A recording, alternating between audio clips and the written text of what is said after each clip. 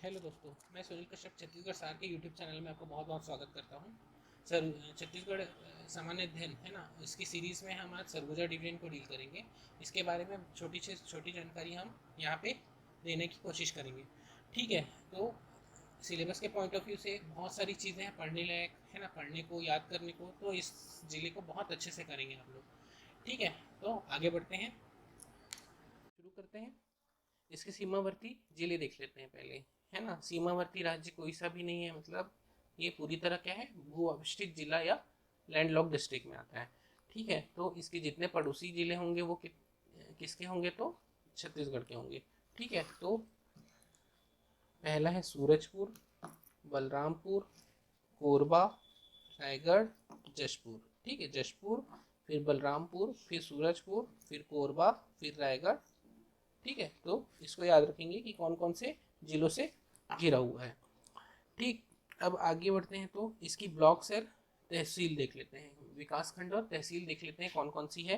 तो अंबिकापुर, लखनपुर, दरिमा, बतौली, मैनपाट, उदयपुर और सीतापुर और लुंड्रा। ठीक है, ये क्या है, इनकी तहसीलें हैं। अंबिकापुर, लुंड्रा, दरिमा, लखनपुर, उदयपुर, मैनपाट, बतौली, सीतापुर, है ना। तो तहसीलों की बात करें तो ये 8 है टोटल। ठीक,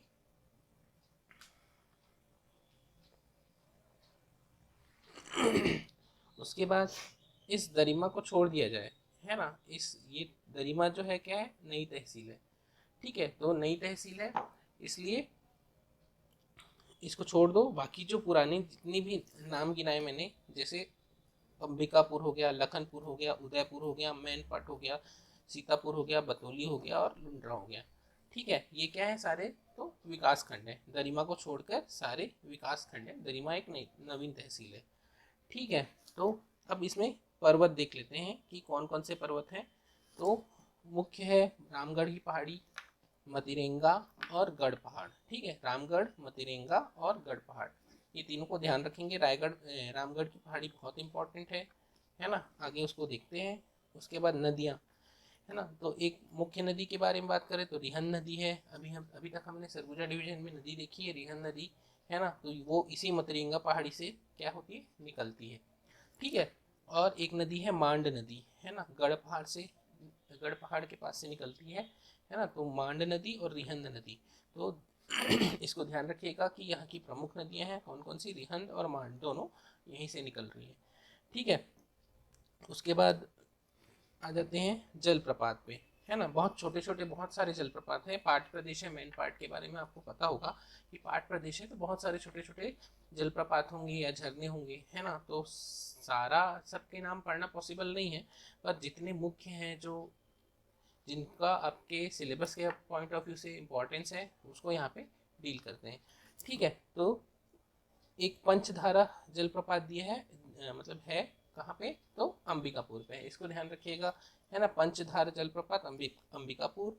सरभंजा जो है वो मांड नदी पे है, सरभंजा जलप्रपात मांड मांड नदी पे, है ना। और एक सीतापुर, सीतापुर के पास क्या है, मेहता पॉइंट। ये झरने और जलप्रपात का बहुत सारा क्या है, समूह है, ग्रुप है। ठीक है, तो मेहता पॉइंट में, और अभी उसको डिटेल में डिस्कस करेंगे जब पर्यटन स्थल पढ़ेंगे तो, है ना। तो मुख्य रूप से हमको मैप में क्या देखना है, तो अब यहाँ पे पर्यटन स्थल पे देख लेते हैं। पहले मंदिरों के बारे में बात कर लेते हैं कि कौन कौन सा धार्मिक स्थल है। ठीक है, तो यहाँ पे देख, अंबिकापुर के ऊपर में देवगढ़ है एक, है ना। अंबिकापुर के ऊपर में देखिए, यहाँ पे दिख रहा है देवगढ़। देवगढ़ में क्या है, गौरी शंकर का मंदिर है, इसको नोट कर लीजिए कि गौरी शंकर का मंदिर है। वहीं पे पास में तकिया है ना, तकिया नाम की जगह है, जहाँ बाबा मुराद शाह का की मज़ार है। ठीक है, तो देवगढ़, तकिया दोनों को एक साथ याद रखिए। देवगढ़ में जो है गौरी शंकर का मंदिर, और तकिया में है क्या, बाबा मुराद शाह का मज़ार। ठीक है, उसके बाद महेशपुर में आते हैं। एक महेशपुर है, कहाँ पे है महेशपुर, तो रिहंद नदी के तट पर है ना। ये बहुत इंपॉर्टेंट है महेशपुर, पुरातात्विक स्थल है, बहुत सारी चीज़ें यहाँ पे मिली हुई हैं, है ना। बाकी बहुत सारी चीज़ें हैं जो उधर आगे डिटेल में पढ़ेंगे हम। बाकी थोड़ी बहुत चीज़ें यहाँ पे मैं डील कर देता हूँ, है ना। तो यहाँ पे महेशपुर में क्या दिख रहा है, शिव मंदिर और विष्णु मंदिर दिख रहा है ना। तो ये कोरिया झोर की शैली में बना हुआ है, ठीक है, कोरिया झोर की शैली, या इसी को कोरिया झोड़ी मोड़ी बोलते हैं, है ना, कोरिया झोड़ी मोड़ी या कोरिया झोर की शैली में, है ना। तो यहाँ पे बहुत बड़े बड़े विष्णु मंदिर मिले हुए हैं, है ना, तो बहुत इंपॉर्टेंट हो जाता है महेशपुर, है ना। महेशपुर के बारे में सारी चीज़ें पता होनी चाहिए। महेशपुर में क्या मिला है, तो शिव मंदिर और विष्णु मंदिर मिला हुआ है, जो कोरिया झोर की शैली में बना हुआ है और रिहंद नदी के तट पर है, ठीक है। उसके बाद अंबिकापुर के पास आ जाते हैं। अंबिकापुर, तो अंबिकापुर में बहुत सारी चीज़ें हैं ना, माँ महामाया मंदिर है, महामाया मंदिर है, बहुत फेमस महामाया मंदिर है, ठीक है। सरगुजा वुड प्रोडक्ट की एक फैक्ट्री है, इकलौती जो है वुड प्रोडक्ट फैक्ट्री है, मतलब वुड प्रोडक्ट है यहाँ पे। इसका कत्था का क्या होता है,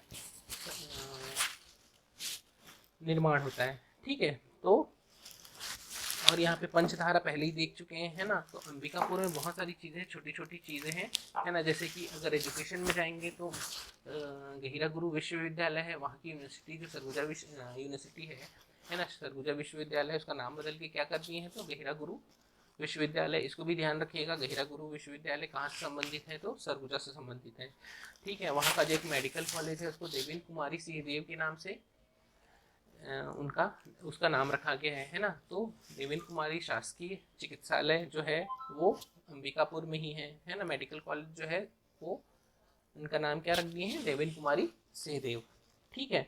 और बहुत सारी छोटी छोटी चीज़ें हैं, है ना। बाकी डिटेलिंग में पढ़ेंगे, मैप में जितना पॉसिबल हो पाया बनाना, जितना दिख रहा है वो। अब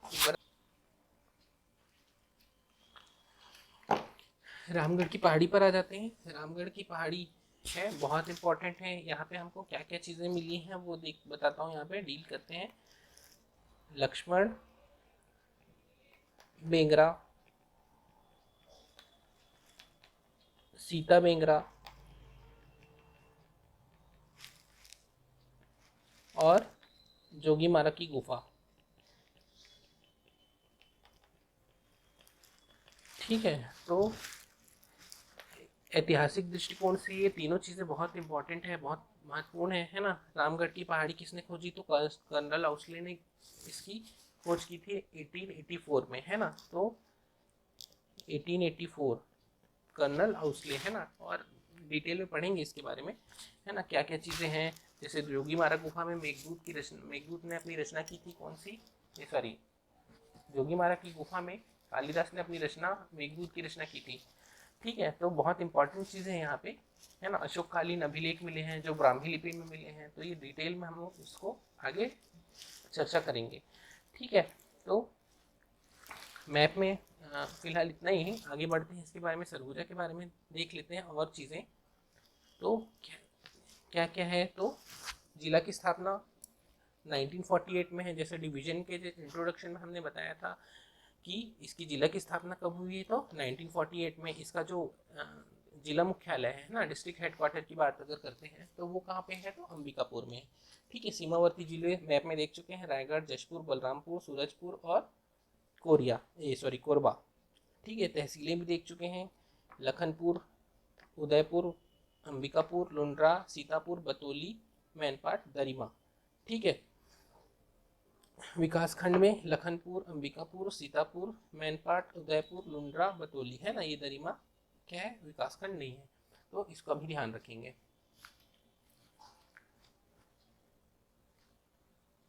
इकलौता नगर निगम है, कौन सा है, तो अंबिकापुर है ना। बहुत प्रसिद्ध नगर निगम है ना। सफाई के मामले में अंबिकापुर बहुत आगे होता है हमेशा। अगर स्वच्छ शहर की बात करें, क्लीन सिटी की बात करें, तो अंबिकापुर एक चर्चित नाम हो जाता है, ठीक है। आगे बढ़ते हैं। विधानसभा क्षेत्र कौन कौन सा है, लुंड्रा और सीतापुर, अंबिकापुर, है ना। जिसमें से लुंड्रा और सीतापुर है वो एसटी के लिए आरक्षित है ना। उसके बाद आते हैं लोकसभा क्षेत्र पे, तो लोकसभा क्षेत्र पूरा एक सरगुजा है, ठीक है। प्रमुख जनजाति की बात करते हैं तो खैरवार, कोरकू, पारधी, खुड़िया और सौता, है ना। ये 5 नाम को याद रखेंगे कि सरगुजा जिले में कौन कौन सी जनजाति मिलती है, तो खैरवार, कोरकू, पारधी और खुड़िया, सौता, ठीक है। इसके बाद राष्ट्रीय राजमार्ग NH43 के बारे में देख चुके हैं कि पूरा सरगुजा है वो सारे सरगुजा का सारे महत्वपूर्ण शहरों को क्या करता है, वो कनेक्ट करता है आपस में, है ना। NH-130 बताया था इंट्रोडक्शन में कि बिलासपुर संभाग से होता हुआ वो सरगुजा में जाके खत्म हो जाता है, जहाँ से सरगुजा में एक जंक्शन बनता है जो एक 343 का है ना, इस टाइप का जंक्शन बनता है। एक ये NH-43 चल रहा है, साथ में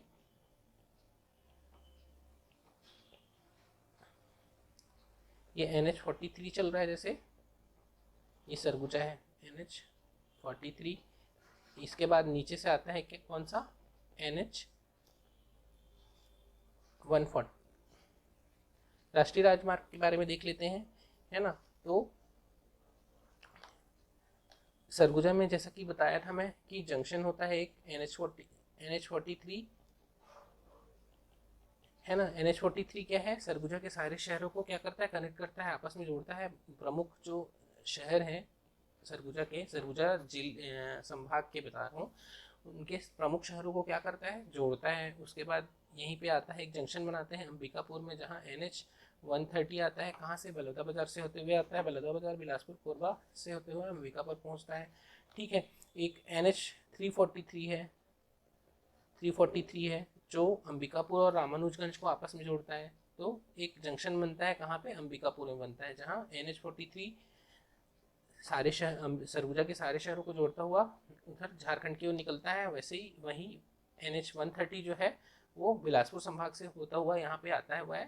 और एक NH-343 है जो 43 NH-43 से एसोसिएटेड है ना, जो रामानुजगंज और अंबिकापुर को आपस में जोड़ता है, ठीक है।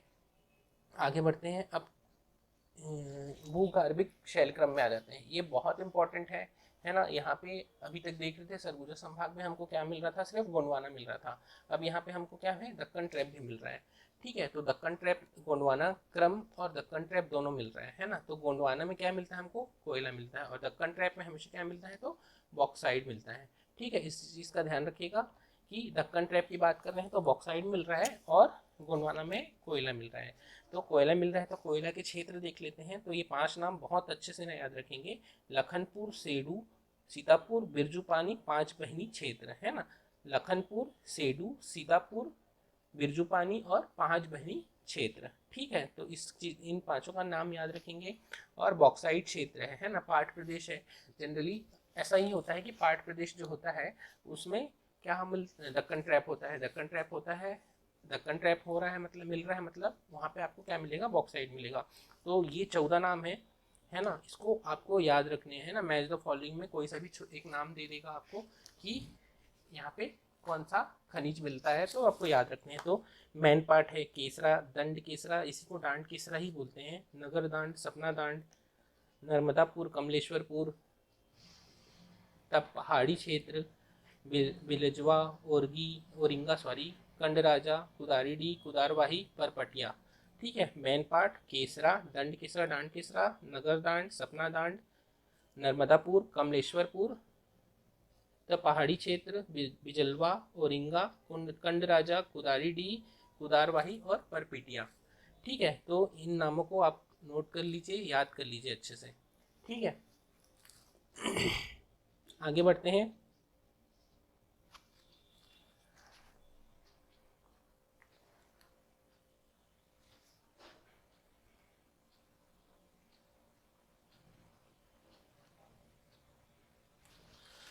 औद्योगिक क्षेत्र, है ना। अगर सरगुजा जिले के औद्योगिक क्षेत्र की बात करें तो गंगा खुर्द, सरगुजा वुड प्रोडक्ट है ना, कत्था बनाने का कार्य किया जाता है यहाँ पे, ठीक है। तो ये भी बहुत इंपॉर्टेंट है। एक ट्राइबल फूड पार्क प्रस्तावित है ना, ये भी बहुत इंपॉर्टेंट है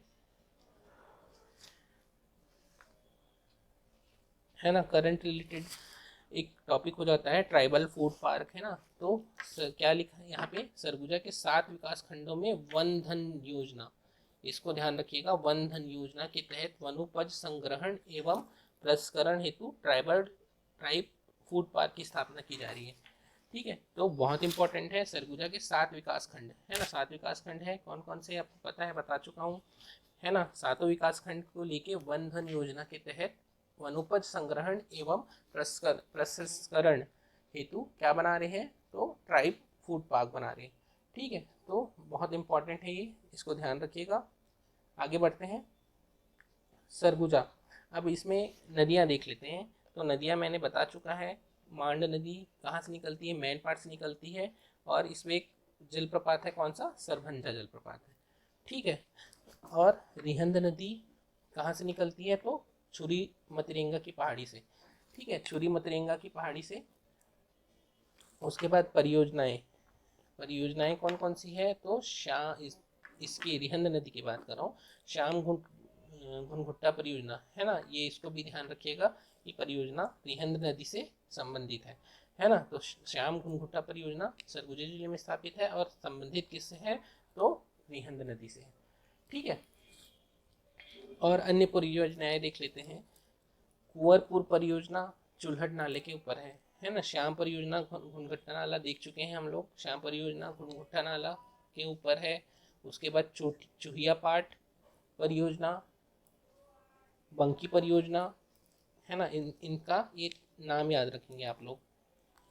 ठीक, अब आ जाते हैं रियासत पे। ठीक है, अभी तक देख चुके हैं कोरिया रियासत, चांग बखार रियासत। अब सरगुजा में जो है वो रियासत कौन सी थी, तो सरगुजा रियासत, नाम से स्पष्ट है ना। तो सरगुजा रियासत है ना, संस्थापक कौन, तो विष्णु प्रताप सिंह, विष्णु प्रसाद सिंह, सॉरी प्रताप सिंह नहीं, विष्णु प्रसाद सिंह। ठीक है, तो इसके संस्थापक कौन से वंश के थे, तो रक्सेल वंश के थे। और ये जितनी हमारे छत्तीसगढ़ में 14 देसी रियासत थी है ना, उसमें सबसे बड़ी रियासत थी, तो बहुत इंपॉर्टेंट हो जाता है। उसके बाद राजा रामानुज शरण सिंह देव है ना, इन्होंने क्या किया था, विलय पत्र पर हस्ताक्षर किया था। कंटिन्यू करते हैं। पर्यटन, पुरातात्विक और धार्मिक स्थल है ना। तो पहले पर्वत और पहाड़ देख लेते हैं। ठीक है, तो इसमें महत्वपूर्ण बताया था मैं, रामगढ़ की पहाड़ी बहुत इंपॉर्टेंट है ना। तो ये किसका हिस्सा है, तो सतपुड़ा पर्वत श्रृंखला का है ना। तो रामगढ़ पहाड़ी किसका एक भाग है, तो सतपुड़ा पर्वत श्रृंखला का।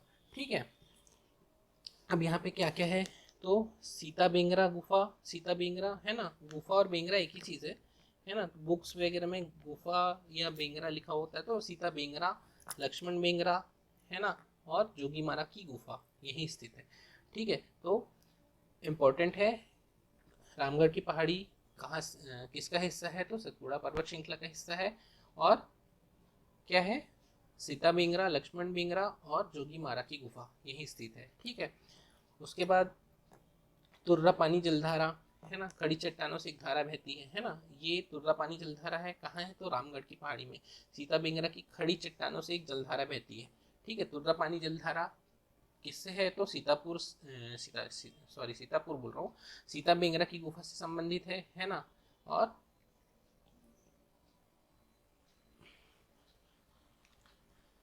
सीतापुर से संबंधित है, ये सॉरी तुर्रापानी जलधारा है ना, सीता बेंगरा की खड़ी चट्टानों से एक जलधारा बहती है ना।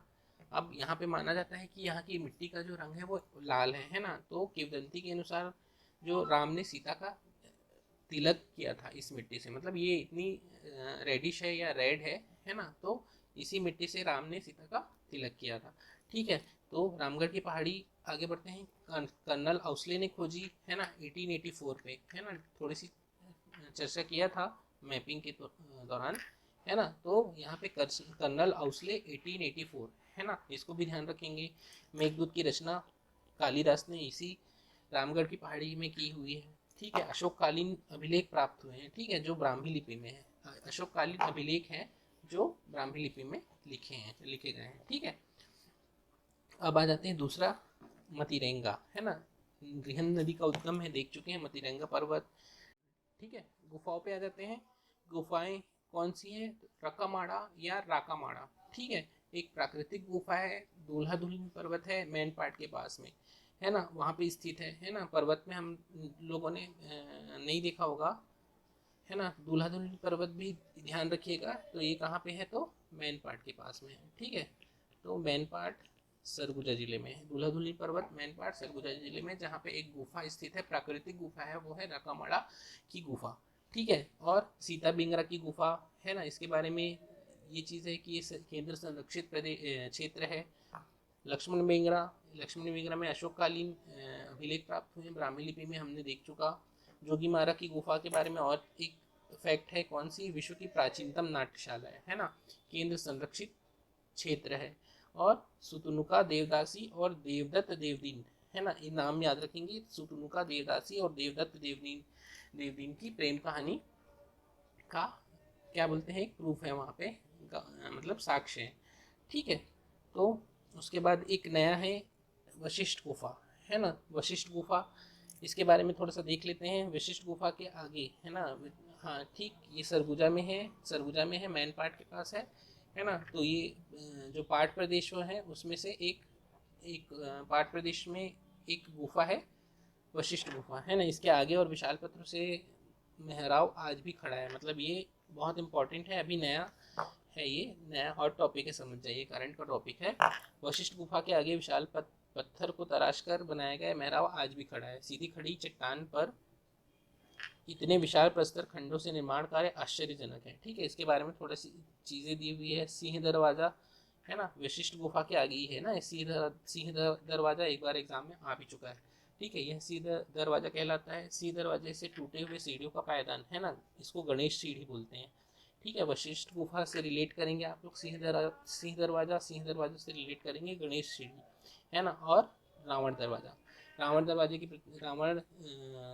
रावण की प्रतिमा, कुंभकर्ण की प्रतिमा, नाचती हुई नारी को प्रतिमा, सीता जी हनुमान जी की प्रतिमा से युक्त है।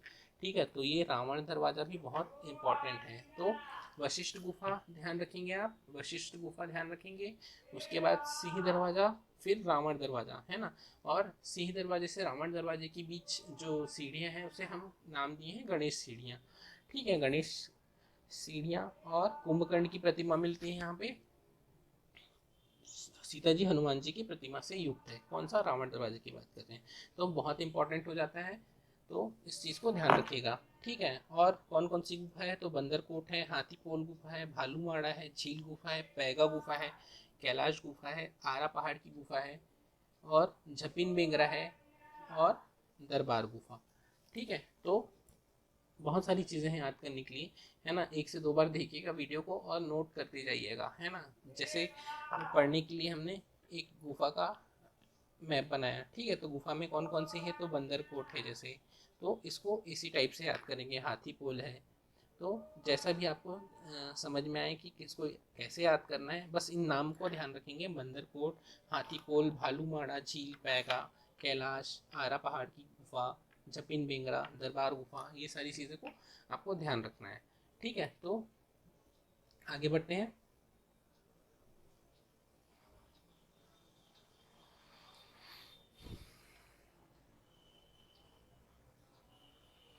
घाटियाँ, घाटियाँ देख लेते हैं यहाँ पे कौन कौन सी, कदनई, करदन, सकरिया, पैगा, गोविंदापुर, ये 5 नाम याद रखेंगे आप लोग।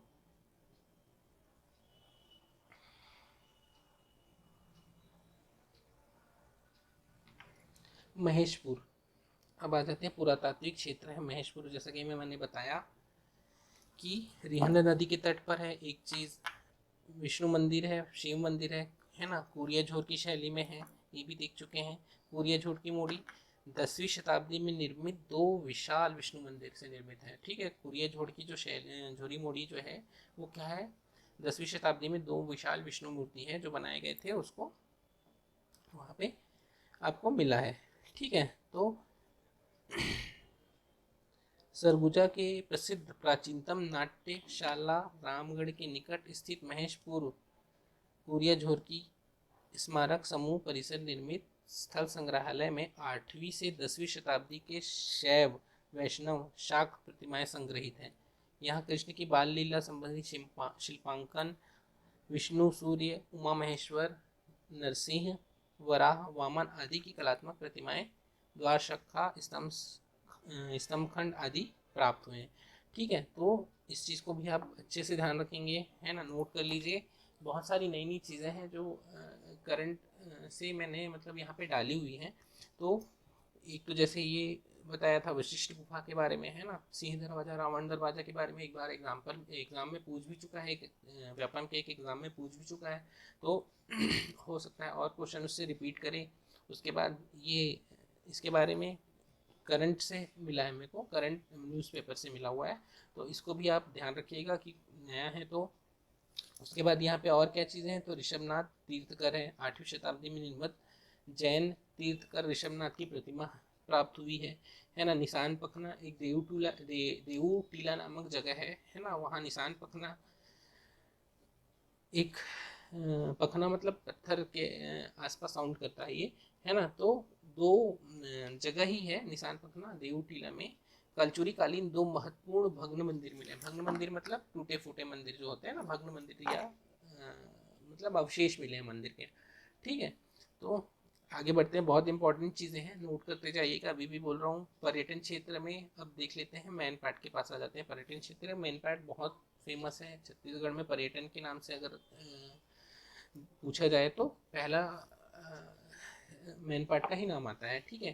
तो इसको छत्तीसगढ़ का शिमला या छत्तीसगढ़ का तिब्बत या छोटा तिब्बत, ये 3 नाम है इसके। छत्तीसगढ़ का शिमला, छत्तीसगढ़ का तिब्बत या छोटा तिब्बत, है ना। यहाँ से उद्गम होती है मान नदी। 1962 में तिब्बती शरणार्थियों को बसाया गया था, है ना, 1962, इसको भी याद रखेंगे। कौन कौन सी डेट देख चुके हैं अभी, 1884 देख चुके हैं, क्या है, कर्नल हाउसले ने गुफा खोजी थी। 1962 में क्या है था, तो तिब्बती शरणार्थियों को यहाँ पे बसाया गया था, और 1948 में इस जिले का निर्माण हुआ था। तो इसको आपको सबको सन को ध्यान रखना है ना। अब तिब्बतों को बसाया गया था, तो तिब्बती संस्कृति का केंद्र है ही होगा, ठीक। अब यहाँ पे कौन कौन सी चीज़ें आस पास में है, जैसे नाम है tiger point, fish point, echo point, Mehta point, है ना। तो ये आपको नाम भी याद रहना चाहिए। मछली पॉइंट है, इको पॉइंट है, फिश पॉइंट बोलते हैं, फिश पॉइंट। और यहाँ पे क्या है, तो एक जलप्रपात है ना। तो इस जलप्रपात के पास अधिक मछलियों के कारण इसका नाम क्या क्या रखा गया है, तो फिश पॉइंट या मछली पॉइंट रखा गया है, ठीक है। तो टाइगर यहाँ पे मिलता है, मतलब घूम दिख पहले, अब जब क्या बोलते हैं, जिसने भी नाम रखा होगा उसको टाइगर दिख, मतलब शेर घूमता हुआ दिख गया होगा, तो उसका नाम टाइगर पॉइंट पड़ गया है, ठीक है। और यहाँ पे भी एक जलप्रपात है, टाइगर पॉइंट जलप्रपात, मछली पॉइंट जलप्रपात, इको पॉइंट, मेहता पॉइंट, है ना। इसको आपको ध्यान रखना है, ठीक है। अब अंबिकापुर के बारे में पहले भी चर्चा कर चुका हूँ कि 2 विश्वविद्यालय है, गहिरा गुरु और एक मेडिकल कॉलेज है ना।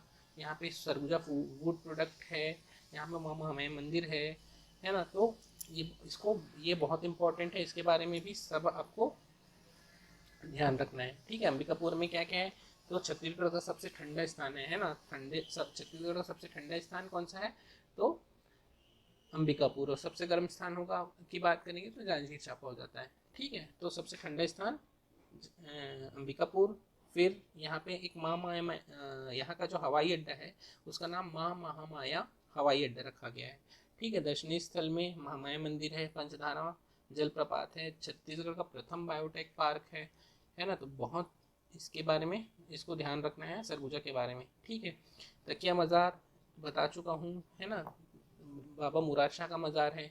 पर्यटन परिपथ अगर देखें तो परपटिया नांदमाली ट्रैकिंग है, इको बॉटनिकल ट्रेल है, मेडिको बॉटनिकल ट्रेल है, मेडिसिनल ट्रेल है, मालतीपुर है। तो ये सब आपको ध्यान रखने हैं कि जितने भी ट्रेल्स हैं, है ना, ट्रैकिंग है, ये ट्रेल्स हैं, ये तीनों, ये ट्रैकिंग है। मालतीपुर एक पर्यटन क्षेत्र है, मतलब एक रास्ता, मालतीपुर में एक पर्यटन परिपथ बनाया गया है ना। तो गूगल में सर्च करके देखिएगा, इमेजेस बहुत सुंदर है, ठीक है। एडवेंचर जोन है मालतीपुर परपटिया, है ना। तो ये सब नाम को आप ध्यान रखेंगे कि कहाँ से संबंधित है। तो बहुत अगर डीप में पूछना होगा तो ये पूछेगा आपको कि इको बॉटनिकल ट्रेल या मेडिको बॉटनिकल ट्रेल किस जिले से संबंधित है, या हो सकता है आपको पर्यटन क्षेत्र और जिले को मैच मेकिंग में दे दे, है ना। तो इस चीज़ का ध्यान रखेंगे, ठीक है। और जलजली भूमि है, जलजली भूमि कूदने पर क्या है, मतलब मतलब वो स्पंज जैसे हिलती है ना। तो जलजली भूमि है। उल्टा पानी है, उल्टा पानी एक मैग्नेटिक हिल है ना। एक उल्टा पानी जो है वहाँ पे ये एक मैग्नेटिक हिल है ना। छोटी सी पहाड़ी है, हिल है, जिसमें पानी क्या है, मतलब मतलब पानी का जो डायरेक्शन होता है वो ऊपर से नीचे की ओर होता है, पर यहाँ पे क्या होता है, उल्टा पानी, मतलब उल्टा पानी बहता है। प्लस आप जैसे कोई सा भी व्हीकल है ना, उसको आप न्यूट्रल करके छोड़ दोगे आप, तो वो अपने आप ऊपर चढ़ते जाएगा, है ना। तो बहुत इम्पोर्टेंट जगह है, उल्टा पानी है, जलजली है, ठिनठिनी पखना है ना। तो यहाँ पे जो ठिनठिनी पखना है अंबिकापुर के पास स्थित है ये, है ना। यहाँ पे जो पत्थर को आप ठोकोगे तो आपको ना मेटलिक साउंड करेगा, मेटलिक साउंड करेगा, ठीक है। जैसे किसी धातु को ठोकने से आवाज़ आती है ना, वैसी उसकी आवाज़ आएगी। देव टिकरा है तो चीरका देव मंदिर है, शिव मंदिर है, ठीक है। उसके बाद महारानीपुर सीतापुर तहसील के अंतर्गत शिव मंदिर है। कल्चा भदवाही, ये क्या है, सतमहला मंदिर, पंचायतन शैली में शिव मंदिर है ना। तो ये भी नाम याद रखिएगा, कल्चा भदवाही। तो पंचायतन शैली मतलब इस टाइप का कुछ होता है ना। सेंटर में एक मंदिर होता है, चारों कोने में एक एक छोटे छोटे मंदिर होते हैं, ठीक है। एक बड़ा मंदिर सेंटर पे होता है और चारों कोने में एक एक मंदिर होते हैं, ठीक है। तो ये पंचायतन शैली हो गई।